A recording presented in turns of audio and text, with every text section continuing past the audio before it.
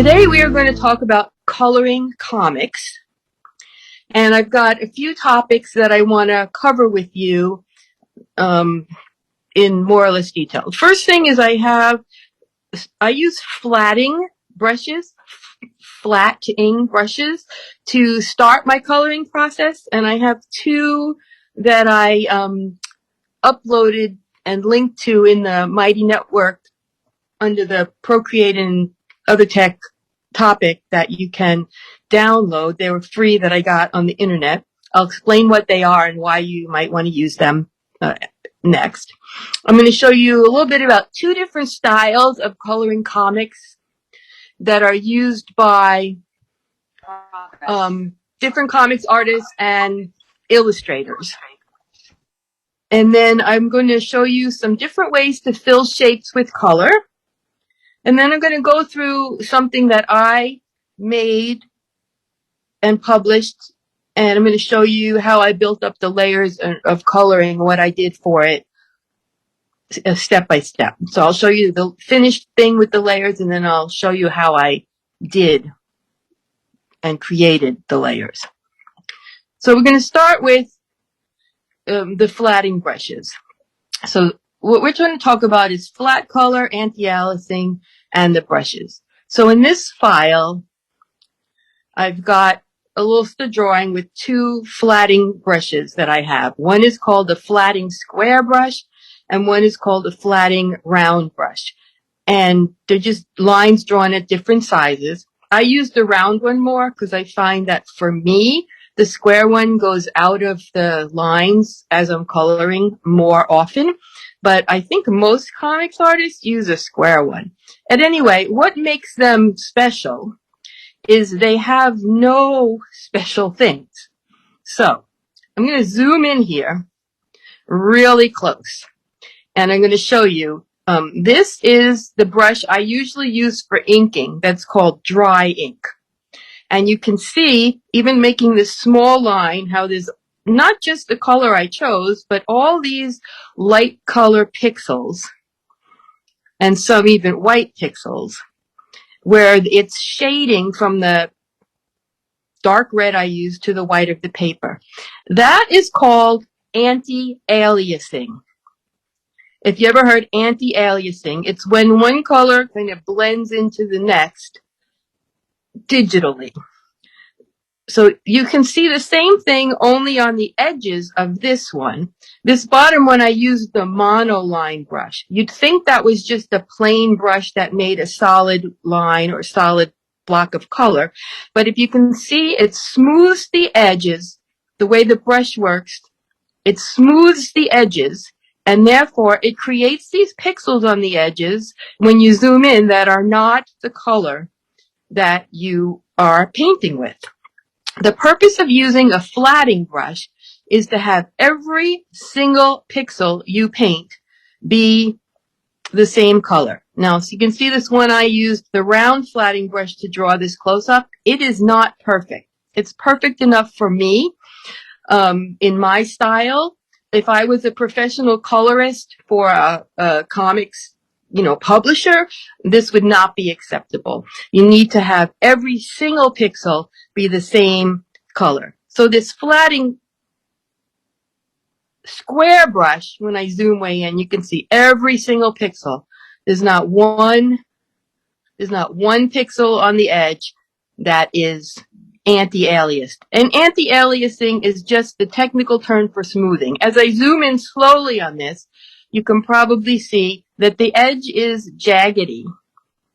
Most of the time we want smoother edges, but for the coloring, we want completely solid, every pixel the same color.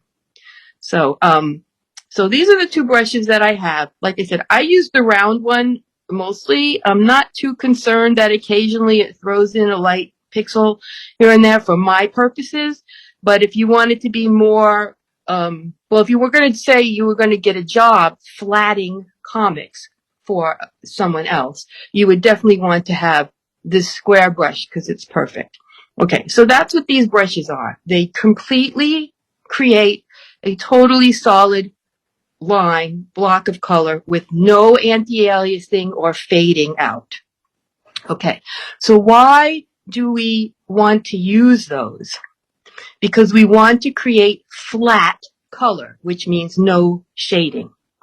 So we're going to look into that a lot more in a few minutes, and how to use it in filling shapes and painting a comic. But that was just what I wanted you to get from that. Now, I just want to show you these two different kind of styles or techniques of coloring, just so you're aware of them. I use sort of a combination of the two, and that's fine too. I mean, everything that you do in creating comics, if you're doing it for yourself, you can make up or adopt or steal any techniques you find tutorials on or figure out for yourself, and it's fine.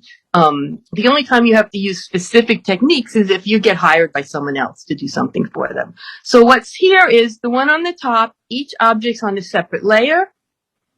Yes, flatting brushes, like flat. Not curvy, not wrinkly, flat. So it's right here, the word on the screen, flatting. So in the top pictures that I'm going to show you, each object is on a separate layer. In the bottom one, all the flatting for the whole page is going to be done on one layer. So here you can see the layers that this artist has done to draw this little house with a chimney and some trees.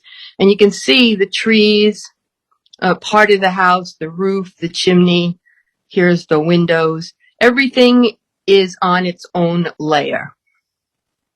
So that's something you can do if you want. Why do you do that? Because it's really easy to move things around and recolor them and change the hue and saturation on a single layer. So that gives you, in a way, more control or easier way to change certain things. This, you can see, it's not finished here. This is just the first layer of color. You can see main flat is what they call the layer. Why is it flat? See, it's all smooth. It's all exactly the same color. No shading, no texture, nothing. Just one flat color. So here's the first step that is done usually in comics flatting. And this is so you fill the whole object with one color. And you can select that whole object now anytime by using automatic selection. I will demo that for you in mine, but this isn't a real file, it's just a screen capture, so I can't really show you that. So, this is what this person did later, adding all these separate colors for the different parts. And I don't have the layers captured because it wasn't shown. This is a tutorial I was watching on Skillshare when I had Skillshare for a while. But I can tell you that all these flat colors are on one layer. Then the artist, in both cases, the artist will add more layers and do things with texture and shading and other effects. But this is just two different ways to lay down the plain flat color. And of course, you don't have to use flat color at all. You can just paint with techniques and, like more painterly. But this is, flat color is really the traditional way to do comics. So any questions on those things before I go on to more detail on how to do stuff? Yeah, Donna, this is Susan. So in your flatting layer on that, then each of the colors meets the other color, right? I mean, the edges like bump right up next to each other? Yes. Okay. In mine, not always. But in the professional flatting technique that you need to do for working for DC Comics or Marvel or something, each of these colors would, if you took the black lines off, there would be no gaps between the colors. Okay, yeah. Thank you. I do not always achieve that in my own, and it doesn't really matter to me personally. Yeah. Any other questions?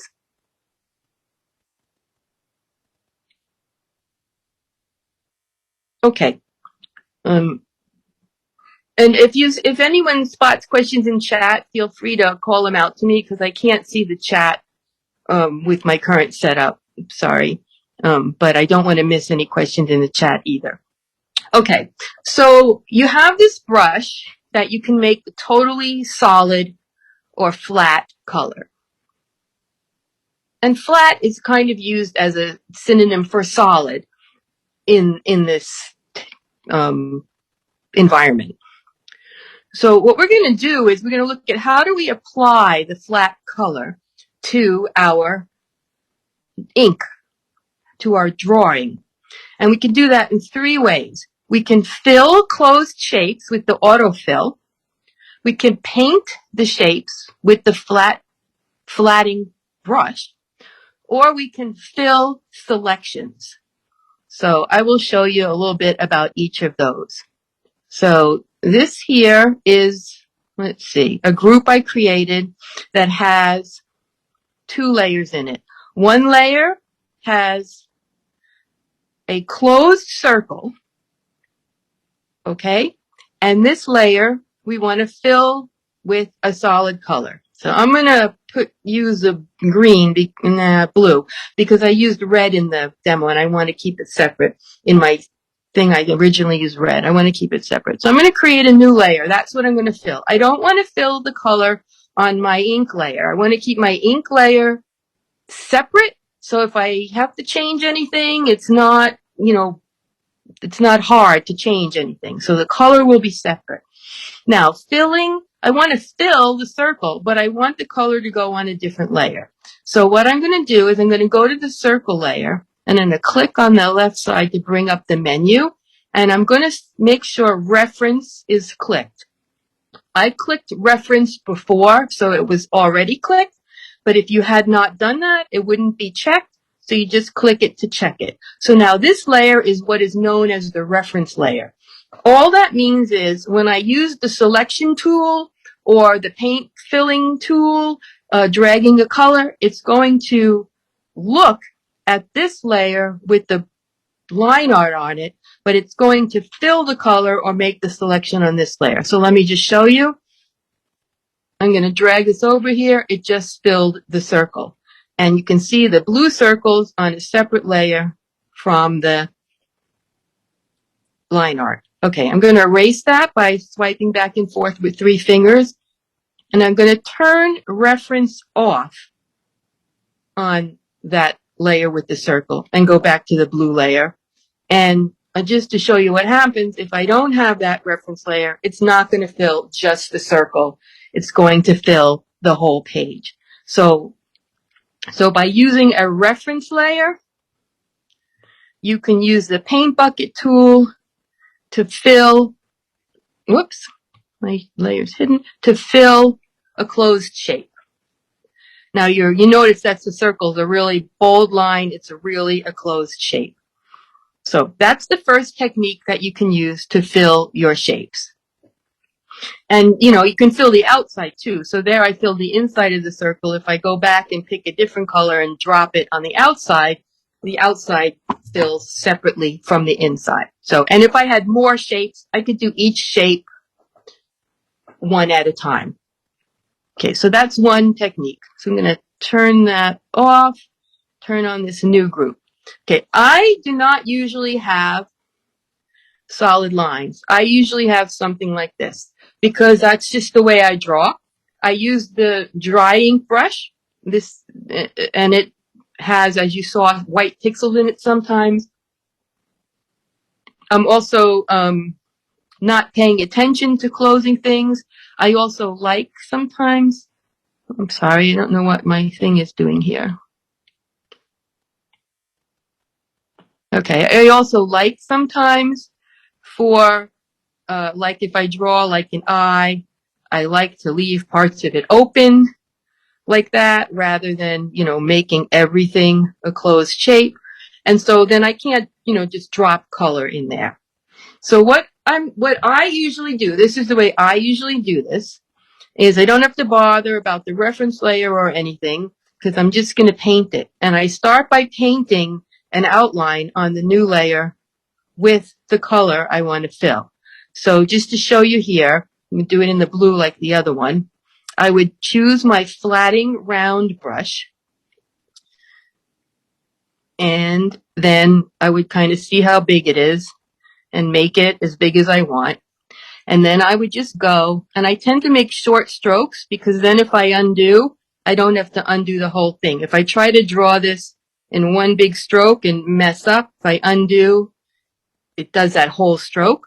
If I do small strokes and mess up one, I can just undo by double tapping that one little piece. And so I just go around like that. And this is why mine, to back to the question Susan had, why my colors don't always touch each other, because I would color like that and then fill it. And then, like, if I had another shape on the outside of it, I get my other color and I would color the other shape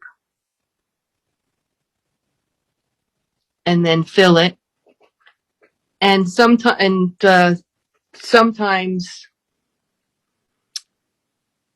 they're not touching because I don't look behind the lines. Now, I'm going to show you what just happened there. I was just trying to fill the middle of this shape, but when I dropped my color in, it went everywhere. It's because my color drop threshold is very high. If I just went to, and so if it filled more than I wanted. If that didn't happen inside this circle, but for whatever reason, Procreate's thinking it's what I wanted to fill more on this shape. I did not let go after I dropped the color in, and I can lower the threshold. Why isn't it working? Oh, yes. You know why it's not working? Because I left this layer as a reference layer. See? So it's still making my selections for me from that layer. So if you ever have that weird thing happen where something's not going where you think, remember if you had used a reference layer. Now I drop this in, look, it just goes right where I want it because I'm filling the same layer. I'm not using a different layer as a reference. Okay, so if I turn my circle off, you can see why my coloring is sometimes a mess along the edges because I don't care sometimes. Now that I might fix these things because I say don't like that little white section showing or whatever, and I might leave it because when I color by hand and do stuff, I don't stay within the lines all the time anyway. So that just depends how precise you want to be. You can be as precise as you want and as imprecise as you want. Okay, so we looked at using a reference layer and just dropping the color. And if you have a closed shape, if you have an open shape like this one, you have to draw something like this. You have to draw the space you want to fill or paint it first, and then you can fill it. And then the third way, which some people really like better than painting, is using a selection to fill. So let's go here and we'll just turn on this one layer.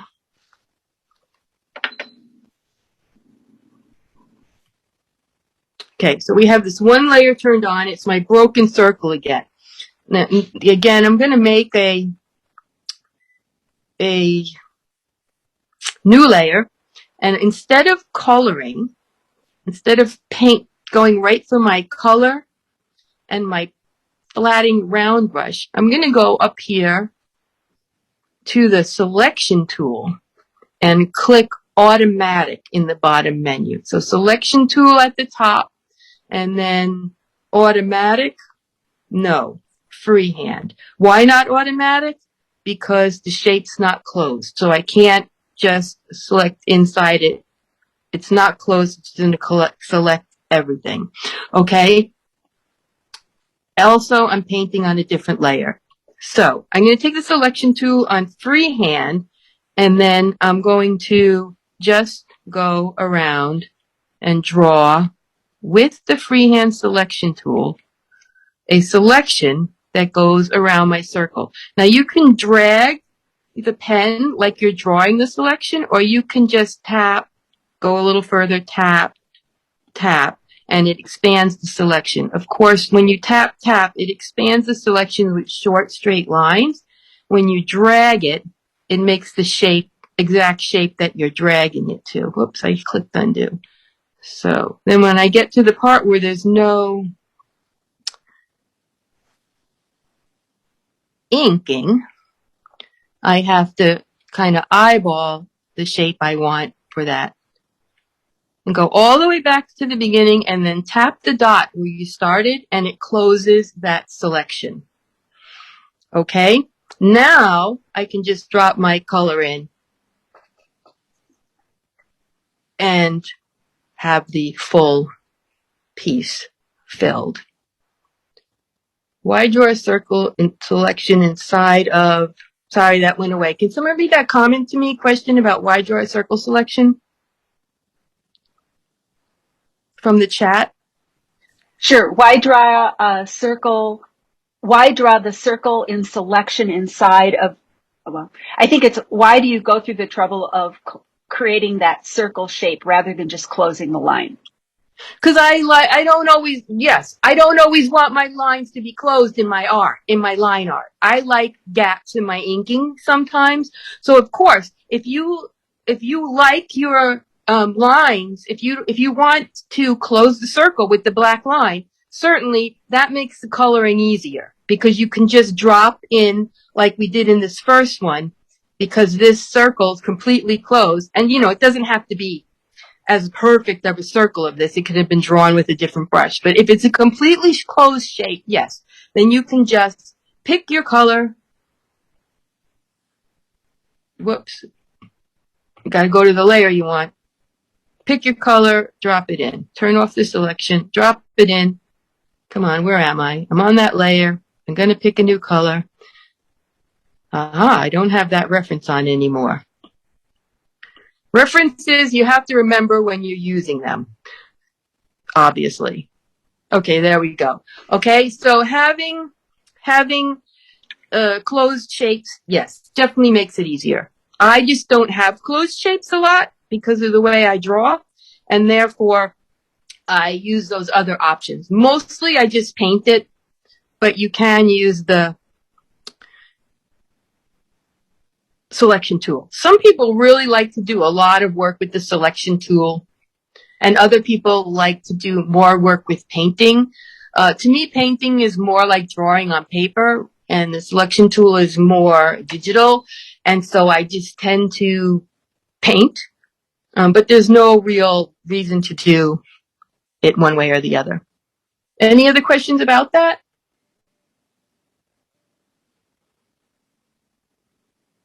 Yeah, No? I guess, I oftentimes don't, well, I most often use brushes that don't lay down opaque color, right? And so, right. when you were showing how you, sort of drew in the shape to compensate for the fact that your shapes weren't closed, and most of my shapes aren't closed either. You can't lay down like a watercolor in there, which is what I want to fill the shape with. Sure. You can certainly do that. So, Okay. this is, yeah, we'll look at that real quick before I start this exact demo, but here's a drawing that I have, okay? And you can see there's, the lines are not joined. This was published. I published it this way. There's gaps in the lines, everything. Now I've got a blank layer under it. And yeah, I do not need to, there is absolutely no reason I have to put flat colors in. I can go right to a watercolor brush that I like and just, what layer am I on? Turn it on. Okay, I can just go there and start watercoloring. I do not have to lay down flat color whatsoever. So there's no reason you have to have the flatting layers if you don't want to use them. I like to have them though, and I will show you why. You can see that when I just was watercoloring, my watercolor went into the plants for her shirt. My watercolor went into the plants, into her scarf, outside of her shirt. And now I will have to, erase stuff if I want, or I'd have to be really careful, use a smaller watercolor brush, things like that. So I'm going to turn that off. And here's the flats that I made. We're going to go through this exactly. So just one giant one and then one with all the colors. So if I go to this layer and click my selection tool, automatic, whoops, I had a reference layer on. I did that on purpose several times because I want you to show. I do that all the time and forget I have a reference layer. So when you select something and it doesn't select what you think it should, there's probably a reference layer. Okay, so now we're going to go back, start over with my selection automatic. I'm on the layer with the colors. I select, whoops, selection, select her shirt. Okay, now when I go to this other layer, the shirt is just selected. When I paint with the watercolor, it doesn't go over the plants. It doesn't go over anything. It did go on her hand because I selected a little too much. But by using those selections, you can control things. And I'll show you that more when we're looking at textures and things too. Why did it select too much? Because the selection tool on automatic has that threshold. So when I touch this, I can see that it got her hands. And if I lower the threshold, now it's just got the shirt, and I wanted the rest of the shirt touch the other part. So by touching and dragging, you can control how much gets selected. Now that I just have the shirt selected, again, when I go up and do my watercolor, it will only go on the shirt and not on anything else. Does that make sense? Yeah, I think what it means is you go through the process of flatting, which is making your shapes in different colors. So then that later you can choose those shapes via the color selector. Right. And put texture or watercolor on top of it. Okay. Exactly. Now, if all your shapes are closed, you don't need to flats for painting just in a shape because you can just click in that shape and select it. But because my shapes are usually not closed, I use I would use the flats even if I was going to even if I was going to turn them off in my final art because they're just so handy for making selections of just the color. So that's, yeah. So you don't need them. You don't need them for, painting our own art. They're not a requirement for anything. I use them to lay in my base colors, and then I will add textures and things over them. But if you just want a watercolor, you probably don't want to have a solid color under it, like you said, because watercolor should be transparent, even digital watercolor. Okay, so to go back here, the process that I use when I'm doing this kind of painting with the solid flatting colors is I create this sequence of layers. I have my ink. I create a layer for the shape, the whole shape. In this case, this woman was on a page with another woman and some other things. But I made a group of all the layers just for the woman, and I did her separately. Then I did the other woman separately and the other things. That way, if I want to just, have this whole woman and move her around on the page, I can do that. What didn't move with her was my duplicate of the ink. But if you just select the group, you can move a whole group. I don't know if you knew that. If you have layers grouped, instead of selecting the individual layers by touching one and then swiping right, you can just select the group, and then you can move the whole group, and all those layers go together. So I tend to use the one layer for the flatting for each object, but then like the other person would have her own set of layers, and if there was an animal, the animal would have their own set of layers. So I can move things around. Okay, so starting with the ink layer, that's what I have first, is just my drawing.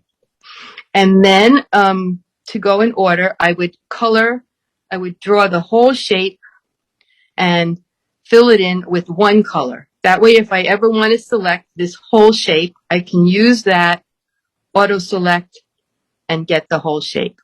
After I do that, I turn on another layer and I set a clipping mask. And that means that anything I color on this layer will not go outside of the shape of the layer that below it. I'm going to show you that in a second. But I do my shape, then my flats. So these are my separate colors for each part of the picture. All solid, except for her cheeks. I usually add rosy cheeks on my flats layer. Just the quirk I have. Okay, then I do a layer with texture, a layer for shadows, a layer for highlights, and then sometimes I put an overlay on to kind of change the hue of the whole drawing. So I'm going to step you through how I do some of this, because just seeing my layers doesn't really show you what's going on. So I'm going to turn this one off and go to just this plain ink. I've got the layer here where we did a little bit of watercolor. I'm going to erase it with 3 fingers swiping back and forth. So what I would do here is pick any color. It makes no difference what color I use for this layer, because it's not going to be, generally not going to be visible in the final drawing. It's just going to be a shape for the purpose of selecting. And what I'll do is get my flatting round brush, make it a size that's comfortable for me. And like I did on the circle, I'll just, because I like the painting technique the best, I will just go and select the whole thing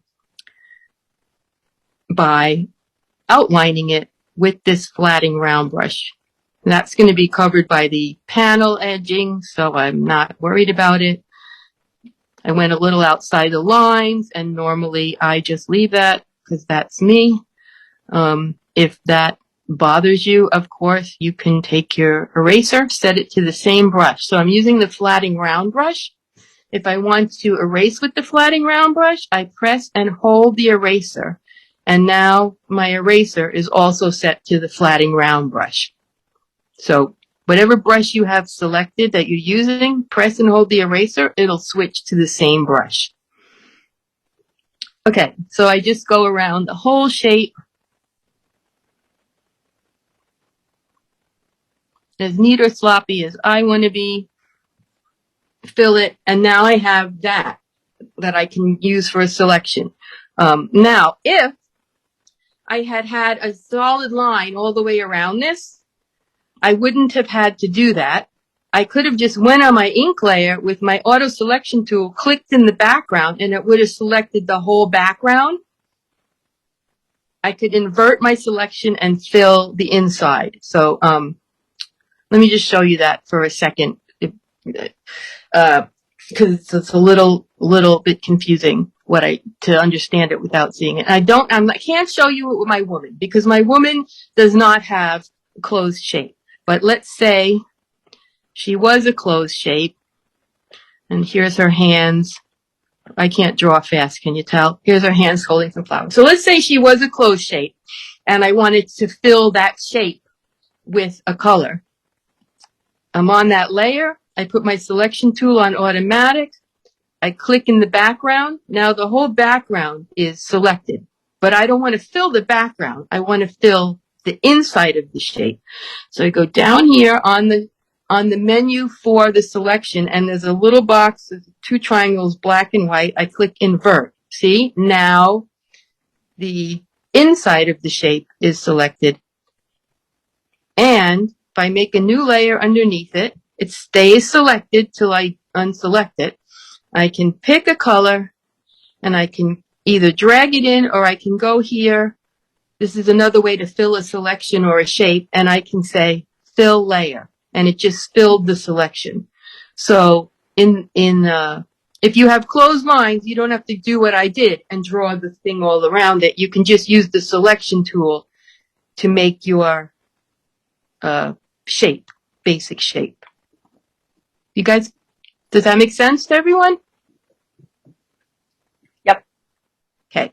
Of course, we're recording, so you can look at this over again as you wish. All right. So now I have my lady with ink. I have my shape color, and I want to add, the actual colors that she's going to be, and I want to isolate each shape. So I'm going to create another layer above the layer with the shape. And I'm going to pick, a color that's probably what I want to use. So let's say green for the flowers. Okay.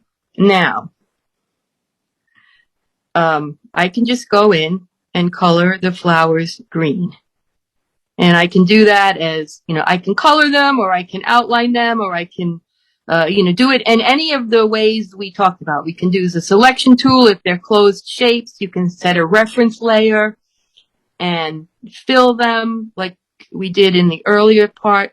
All the techniques we used on the demo with the circle are usable here. Okay, so that's pretty easy. And again, I'm not a precision kind of person, so I would just probably do this like this. Later, when I get near the end, I might decide I want to fix something, but generally that's how I color.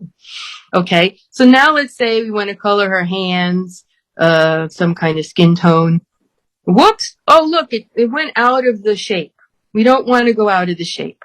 So there was no chance of going out of the whole shape with the green because it doesn't go to the edge. But her hands go to the edge of the shape. We don't want to go out. That's why we take this layer that we're putting our color blocks on this is what's really called the flats, these flat color blocks. And we're going to go in the menu and pick clipping mask. What that does, clipping is something gets cut off, clipped, okay? And a mask means you're going to hide something. And so what we're going to do by touching a layer and saying clipping mask is we're going to say, everything I draw on this layer is only going to show up where this layer, the shape layer, has a color. Okay? Clipping mask. Now when I take the hands color, and I go off the edge of the picture, you see, it doesn't go into the background. It stays in the shape. Now, I can still mess up and get the hand color on the shirt, but it's very helpful to keep it in the major shape, okay? And then I would just go through. Yes, go ahead. Even though can you show your layer stack again? Yep. So, because you're on the layer that's got the leaves and the hands. Right. So my first layer that I do is the whole shape. Then I add a layer above that, set it as a clipping mask, and then I color each section the color I want it to be. Okay. So in this case, I'm using the skin tone. So I would go and color her face as well as her hands, and I would fill in all of these sections. Now, if you get really tidy as you go, you were asking before, if you get really tidy with how you do this, later you can drop some color in without outlining everything because the colors will touch each other and it only fills up to where it touches. I am not that tidy of a person. So also I really like coloring. So sometimes I don't even drop the color. I just go like that and color the whole thing in. I just enjoy mark making using the pencil. But in this, yeah. So here I'm just going through and I'm coloring the different parts of the picture all on one layer. You don't have to do it all on one layer. Like, for example, that technique I showed you from the illustrator earlier, she probably would have drawn the plants on a completely separate layer. So that way she could even move the plants around and, they would be in a different spot in her hands. So there's lots of ways to use layers in Procreate. I usually consider this whole character, I put her in one group and I treat her as one thing, even though she's multiple layers. It's just the way I just started making things up as I go and watching videos on YouTube and Skillshare and stuff. And this is just how I did it. So, none of this is a rule or anything. Could be super interesting. What do you got, Beth? Can you say that?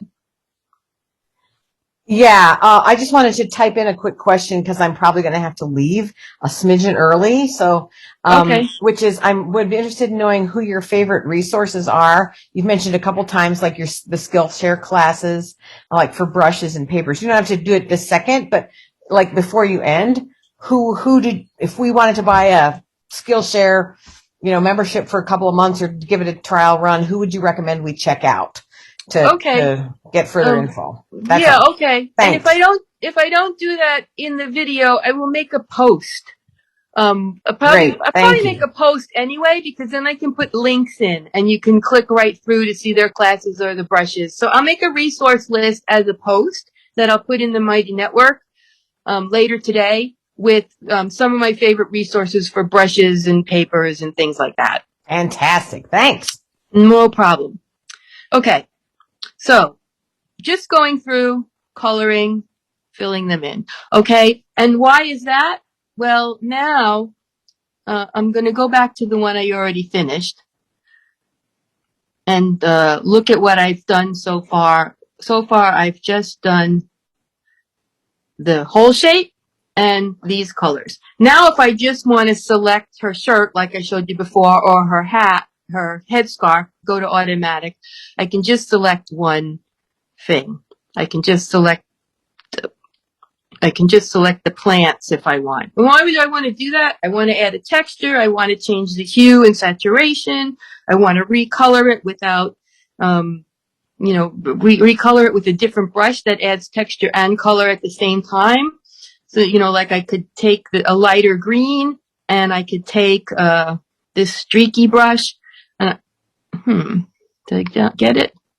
Get the streaky brush. Yeah. And see, I could add some streaks in there. And if it's not selected, it goes out. But if I use the selection from the color blocks that I made, then I can add the streaky green right in there. So sometimes I do it right on that layer, but usually I make another layer for textures. So that's what I have here. After I fill in the solid blocks, I'll make a texture layer. And my textures are not always this, fancy. I have these flower brushes. I have a whole selection of plaid and tartan brushes that I use because I paint a lot of plaid clothes and I didn't want to I didn't want to draw all that by hand. So I made another layer above the flats and see what happened because the flats was a clipping mask, right? Let me delete that and do it again. Let's just go back to here. I got just my shapes, my flats, and my ink showing. Now my flats is a clipping mask. It's got the little arrow pointing down to the shape. If I add another layer above the flats, it's automatically also a clipping mask. It has that little arrow there, and if I click to open the menu, I can see that clipping mask is checked. So this new layer will also be locked to the whole shape. And then what I do there is just pick my textures that I want to use. And like I said, sometimes there are crazy things, like I have these tartan brushes and I can paint her shirt plaid. See, you don't want to just paint on it. You want to go to this layer, or you can make this a reference layer. Even though it's a clipping mask, it can also be a reference layer. So now that I'm on the texture layer and my solid colors are my reference layer, I can automatic select just the shirt and now take my texture and paint it just on the shirt. I mean, and you don't have to have all these fancy brushes for adding textures.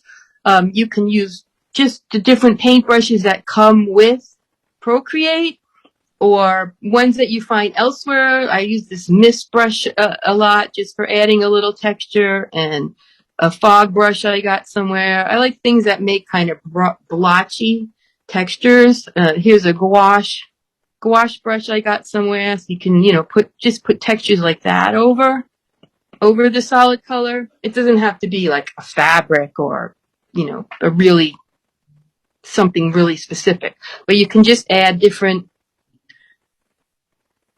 things, textures and color hues and things, like, make it more interesting than just solid. You don't have to do this. I like it. I enjoy it. I think it looks cool, but I've seen plenty of professional, high quality, beautiful comics that are only painted with flat colors. So all of this is just what you like. Even the flats, as we said before, if you were painting just in watercolor, you could just go right to your painting with your watercolor brushes in a layer below your inks, and you don't need the flats at all. But this is the steps that I generally use, which is I make my inks, and then I add the shape, the flats, and the texture. And then that's what I have for my thing. And then I do two more things, which I'll just go over real quickly. So I have no idea what time it is. But I add a shadow layer and a highlight layer, because I also like that. So when I turn them on here, you can see the difference between how that looks without and with the shadow and highlight layer. So how do I make those? That's my shadow layer, and see, it's the clipping mask, so I have to turn on my shape layer as well so you can see it. That's my shadow layer. That's my highlight layer. I generally draw a lot more shadows than highlights. Okay, so I go above my texture layer, I add a new layer. Because I was already having it as a clipping mask, it adds another layer with the same clipping mask. Sometimes I do the layers for the whole page, the shadows and highlights for the whole page all at once at the very end. I use this particular color almost all the time for my shadows. It's just a middle light blue. Some people like a purple color. You can, mess around, try different colors. Generally, I think a blue or purple tends to work best for this technique for making shadows. There's all kinds of techniques for making shadows. So in this technique, the new layer that I made for the shadows, I'm going to click the little N here for normal blending mode, and I'm going to change it to multiply.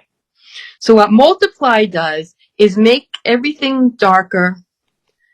Makes everything darker. So when I draw on this layer, on this new layer that's going to be my shadow layer, when I draw on that layer with it set to multiply mode, what I draw with my brushes is going to make everything underneath it darker. It goes on all the layers. It shows up on all the layers underneath it. It's transparent and darkens. So sometimes I leave it at 100% opacity, and sometimes I lower it. I just mess around with it. I don't have a set that I like. It kind of all depends what other colors and how dark the rest of the stuff is on the page. But then I kind of decide. I almost always say my light is up here in the upper right, and then I just go here and draw like, well, if my light was in the upper right, where would some shadows be? Like this hand would be casting a shadow on that hand. And where there's seams on clothing or wrinkles on clothing, there's always the shadow. And these are just close edge shadows that I'm drawing right now. And I'm still using my flatting brush to do this. The scarf makes a shadow on her face on that side, or a little side of her nose might make a shadow. Sometimes there's a shadow that might be not where you'd think from the angle of the main light, because the clothing seams and things always make shadows. One layer of fabric will make a little bit of a shadow on another layer. Anyhow, so I go in and do that with my flatting round brush. And like I said, I look where there's wrinkles, where things overlap each other. She doesn't have a neck showing, but like if, sometimes depending on the person's neck or whatever, sometimes I'll make a kind of shadow where their whole head is making a shadow on their body, and I make that pretty sharp. But I do some with the flatting round brush, and then I go to a soft brush. You could use an airbrush, I have this mist brush, just any soft brush. Procreate comes with a lot of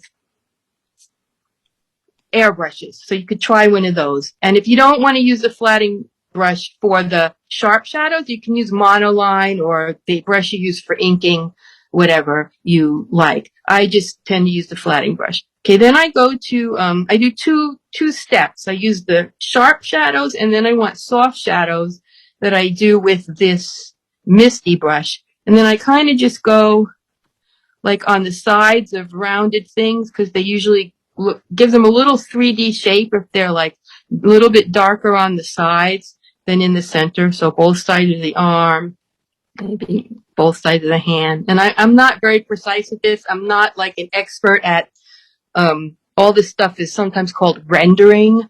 I'm not like an expert at rendering and making it look three-dimensional or anything. So I just do kind of the little bit that I know about. You know, maybe one side of the face is darker because it's away from the sun. And so that's my new shadow layer. And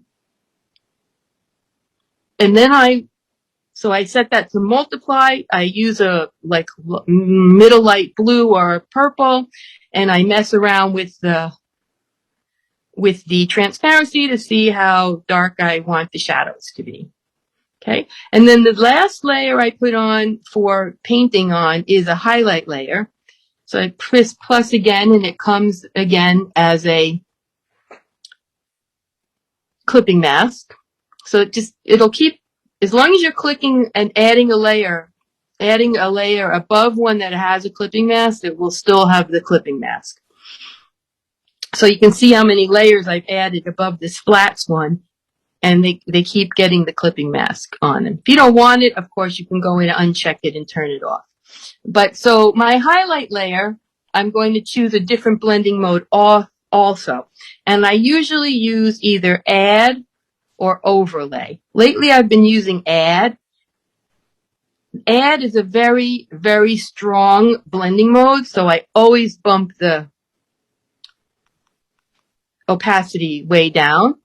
And then I always use this yellow color that's in this is like my basic palette that I've been using for a whole bunch of comics for the last year or so. When I go on to a new project, I'll probably have a whole new palette. But because I've been working with the same palette, I've been using the same shadow color and highlight color. And I almost always use only the mist brush or a soft brush. I'll add a little highlight like on the forehead and the nose, maybe kind of in the middle of those shapes. Middle of those tubular kind of shapes to give them, it kind of gives it a little bit of a 3D. The light's from over here, so I'll add like a highlight on her shoulder and her head. So let me just group my highlight and shadow layers and turn them off and on so you can see what it looks like with and without them. So that's with the shadow and the highlight layers turning off and on. And I usually do this after I paint them and say, do I like that? And I usually like it better with some shadows and highlights. It just gives it a little bit more dimension to me.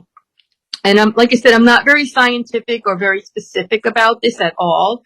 I just put shadows on the edges of things where I think, from the direction of the light, and also where things overlap, I add the sharp shadows, and then I add soft shadows on the sides of curved pieces, and then I highlight the middle of the curved pieces, and it just gives it a little bit of shaping to me. Okay. Donna, you said for the highlight layer you used the blending mode of add, or what was the other option? Yeah, the other one is overlay. Okay. Add is much stronger than overlay. So, and I've seen like tutorials that showed it both ways. So I've been lately using add. So these are the highlights I just did right now with add. I'll turn them off. And then the highlights I did when I drew this like 6 months ago, I used overlay. And I made them a little different. But you can see that they both ways, add a highlight. The overlay, though, is much softer. So this is on full 100% opacity.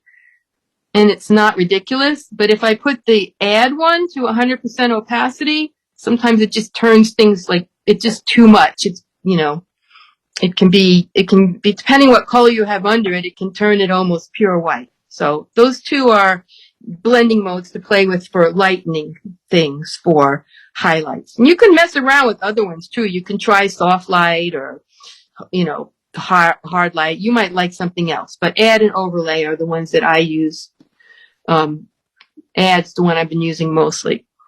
Okay, so that's it for that, except for this very last thing. Do we still have some time? Or do you care if I just show you this one last thing, even if we don't? Go for it. Okay, so I saw this in a tutorial on YouTube or somewhere, and I just love this. I just love this technique. I do this over the whole page when I want to pump up the color of something. So this looks nice. There's nothing wrong with it. But say I wanted the whole page to be a little bit more purpler or redder. I can add this overlay layer to change that hue. And it does it in a really dynamic and fun way. So what I'm going to do is I'm going to go all the way to the top of my layers, and I'm going to insert a photo as a new layer.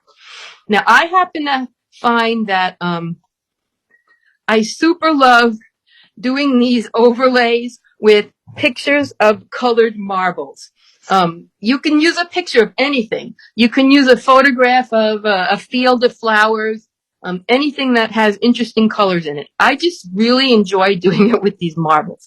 So here's one of my marble pictures.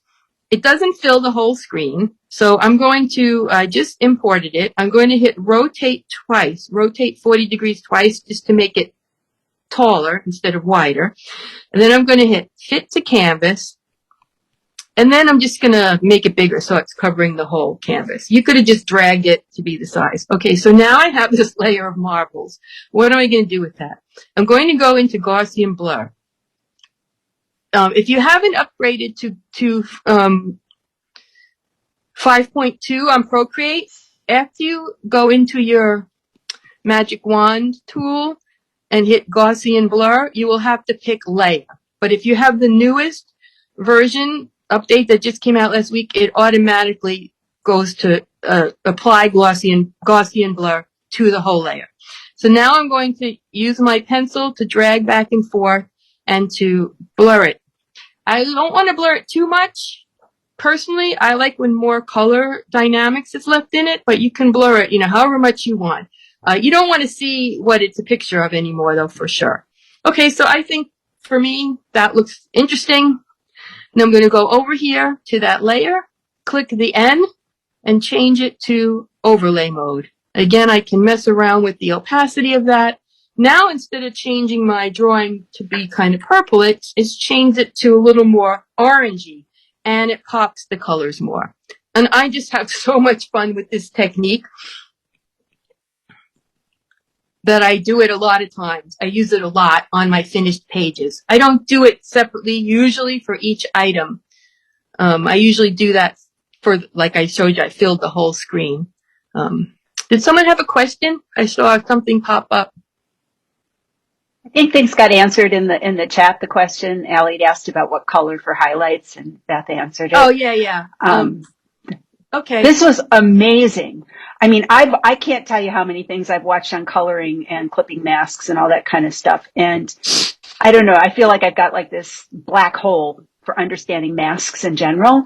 But for me, you're showing us how you built it up, right. And the way you stacked the layers just was really clear and helpful. Good. Really good. Now, really. Of course, there's all kinds of other masks. There are several other kinds of masks features in Procreate, but clipping mask is just simply when you add a layer above the shape, you can only color inside the shape on that layer. So very simply, that's how I use clipping masks for coloring comics. So that's my technique. And you can see, like, I even leave it messy sometimes. You don't have to, but, if I make mistakes, a lot of times I just leave it. Of course, she wasn't just on a blank page. There was other stuff in the background behind her. But you can be as precise or as sloppy as you want, depending on what your style is. And I find that, like, just to kind of, I'm a slob. So I'm a slob with my stuff, how I dress and fix my hair and how I draw. And that's just me. And so that kind of stuff is natural for me. You can be as precise as you want with this. So, yeah, that's all I have to show you guys. What time is it? 11:05. Oh, so we went a little bit over, so that's good. That's all I had to show you guys. I'll decide what we're going to do in our next class. If you have any questions or topics you want to go over in 2 weeks, post them on the Mighty Network or send me a message, and we can go over those. And then I'll save it for the next class because we're already over time. But I'll show you. I have a couple whole pages here that I've colored for comics I published, and I'll show you what they look like in the layers in a whole page instead of just the one lady. So, yeah, thanks you guys so much for coming. I hope this was helpful. Really ask me questions on the Mighty Network or in messages anytime. I love helping people with stuff like this. So, public is better because then other people can learn from what your questions are. But if you just, don't feel like you want to ask something publicly, that's fine. I'll answer private questions too. So thanks, and I'll see you in the Mighty Network and in a couple weeks.